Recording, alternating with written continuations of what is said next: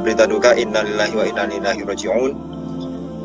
Ustadz Tengku Zulkarnain meninggal dunia.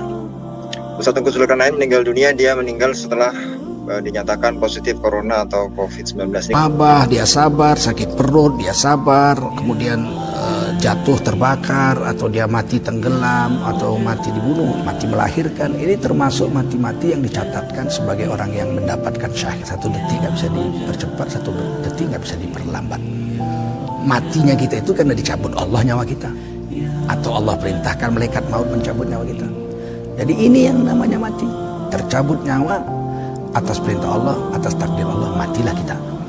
Nah, ketika orang Islam meyakini takdir, bahwa kematian saya adalah atas perintah Allah, atas ajal yang ditetapkan Allah. Nah, yang lain-lain itu hanya sebab saja. Sebab tidak penting. Makin banyaklah umat Islam yang subscribe media-media Islam daripada kita subscribe media-media maksiat. Paling tidak orang-orang yang menonton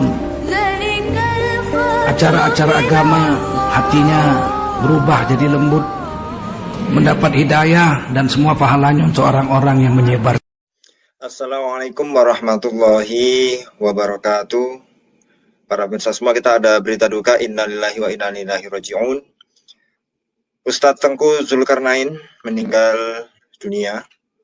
Ustadz Tengku Zulkarnain meninggal dunia, dia meninggal setelah dinyatakan positif corona atau COVID-19. Ini kita baca beritanya ya. Benar, Ustadz sudah meninggal dunia baru saja 1 menit setelah selesai adzan maghrib, kata Direktur Corporate Communication Rumah Sakit Tabrani, Ian Mahyar, hari Senin ya, 10 Mei 2021. Tengku Zulkarnain dirawat sejak 2 Mei 2021 karena positif COVID-19, yaitu corona. Dia dirawat di Rumah Sakit Tabrani, Pekanbaru. Ya, kalau kita lihat kronologinya, beliau masuk ke rumah sakit kita tanggal 2 Mei, kata Direktur tadi ya. Kita berkewajiban siapa saja yang masuk untuk ditangani. Itu sudah jelas perintah gubernur. Kita rumah sakit yang ditunjuk sebagai rumah sakit rujukan. Kita lakukan yang terbaik untuk dirawat, kata Direktur Corporate Communication Rumah Sakit Tabrani, Ian Mahyar ya. Dia mengatakan Tengku Zulkarnain dalam kondisi stabil saat pertama kali masuk di rumah sakit. Menurutnya, Tengku Zulkarnain tidak memiliki penyakit lain. Ya, biasanya itu ada komorbid ya, penyakit bawaan, tapi beliau tidak ada. Waktu masuk kondisinya positif saja, kesehatan stabil, tidak ada sakit lain. Tengku Zulkarnain dinyatakan terpapar COVID setelah melakukan swab PCR di Rumah Sakit Tabrani. Saat itu dia berencana pulang ke Medan, Sumatera Utara. Beliau rencana besoknya mau pulang ke Medan. Ketahuan positif karena swab mau pulang ke Medan, jadi swab untuk perjalanan. Ian menyebut kesehatan Tengku Zulkarnain dalam kondisi stabil. Tengku Zulkarnain dirawat di ICU. Sekarang dalam pengawasan dokter yang berwenang, dirawat di ruang ICU dan kami terus memantau, tidak ada sakit penyerta, hanya positif saja. Ya. Keluarga ada di sini dari Medan dan Pekanbaru, jadi yang positif hanya sendiri. Yang perlu digarisbawahi, masuk tanggal 2 Mei, bukan tanggal 6 Mei. Ya. Jadi masuknya tanggal 2 Mei, bukan melanggar mudik karena mudik tanggal 6 Mei dilarang. Ini hari ke-8 Mei dirawat. Jadi ya, kayak ini berita ya, yang kemudian mengagetkan kita semua ya. Kita doakan agar beliau diampuni dosa-dosanya dan ditempatkan di makom yang terbaik di sisi Allah Subhanahu wa Ta'ala. Para pemirsa ya, Tengku Zulkarnain sudah banyak berdakwah, setidaknya ya, Tengku Zulkarnain sudah mewarnai ya dakwah di tanah air. Yang mudah-mudahan yang baik kita ambil dari beliau ya. Beliau adalah sosok yang semangat ya, beliau adalah sosok yang terus mengajarkan kita apa arti semangat untuk beragama ya. Dan mudah-mudahan ya kita bisa mengambil ibroh ya, yaitu yang terbaik dari ceramah-ceramah beliau. Tentu kita merasa kehilangan ya, dan kita doakan yang terbaik saja para pemirsa ya.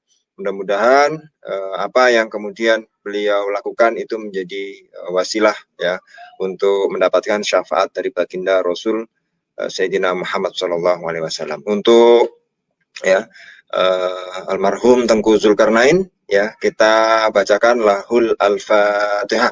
A'udzu billahi minasyaitonir rajim. Bismillahirrahmanirrahim. Alhamdulillahirabbil alamin. Arrahmanirrahim. Maliki yaumiddin. Iyyaka na'budu wa iyyaka nasta'in. Ihdinas siratal mustaqim. Siratal ladzina an'amta 'alaihim.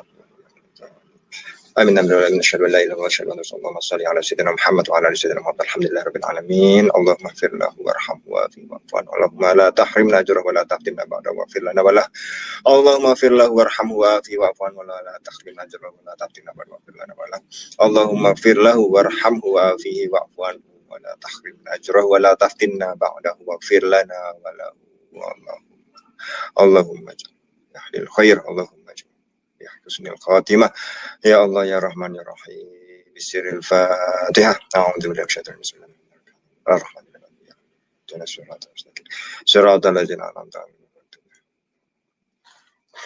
Baik itu pemirsa ya, mudah-mudahan kita bisa mengambil yang terbaik ya dari apa yang beliau dakwahkan ya, dan ini menjadi salah satu ya motivasi kita untuk selalu belajar beragama.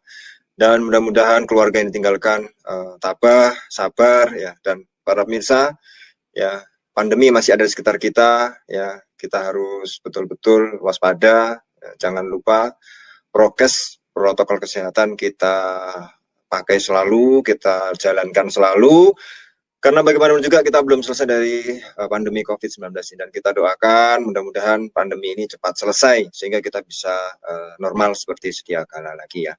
Baik para pemirsa, mudah-mudahan ini menjadi renungan ibroh bagi kita semua, dan teruntuk keluarga almarhum Ustadz Tengku Zulkarnain ya, mudah-mudahan tabah, sabar ya, kita semua merasa kehilangan ya, dan mudah-mudahan ini menjadi ibroh ya, hikmah, kita bisa ngambil hikmahnya dari ini semua.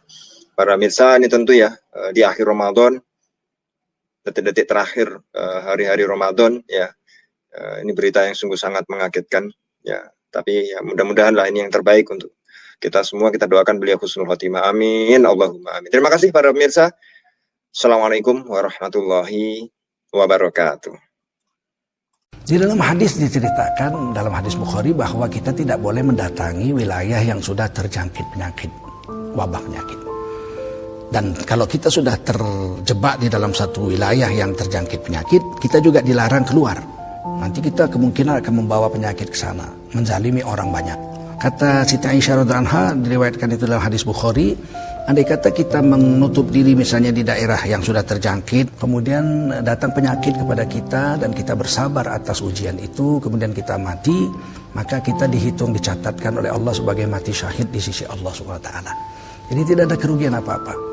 Corona tidak membunuh. Yang membunuh kita itu adalah ajal kita. Kalau datang ajal, ya 1 detik nggak bisa dipercepat, 1 detik nggak bisa diperlambat. Matinya kita itu karena dicabut Allah nyawa kita, atau Allah perintahkan malaikat maut mencabut nyawa kita. Jadi ini yang namanya mati, tercabut nyawa atas perintah Allah, atas takdir Allah, matilah kita. Nah, ketika orang Islam meyakini takdir, bahwa kematian saya adalah atas perintah Allah, atas ajal yang ditetapkan Allah. Nah, yang lain-lain itu hanya sebab saja, sebab tidak penting. Beberapa hadis menceritakan orang yang sakit, kena wabah, dia sabar, sakit perut, dia sabar, kemudian jatuh terbakar, atau dia mati tenggelam, atau mati dibunuh, mati melahirkan. Ini termasuk mati-mati yang dicatatkan sebagai orang yang mendapatkan syahid di akhirat. Di dunia dia tetap dimandikan, disolatkan, dikafankan, dikuburkan, tetapi dia mendapat pahala syahid di akhirat. Kepada saudara-saudara yang mulia, kita tidak pernah minta sakit, tetapi kalau penyakit itu datang, kita bersabar. Mengobatinya ada banyak cara. Pertama, kita bisa bersedekah. Karena Rasulullah bersabda, obati penyakit kamu dengan bersedekah. Dan kita bisa berdoa, mudah-mudahan doa kita diterima, Allah tukar takdir. Dan kita bisa ke dokter, usaha, ikhtiar, berobat. Ketika Allah sembuhkan, kita bersyukur. Ketika Allah matikan, kita berserah diri pada Allah. Inna lillahi wa inna ilaihi raji'un. Mudah-mudahan siapa-siapa yang kena penyakit wabah ini dihitung sebagai mati syahid karena kesabarannya menerima penyakit itu.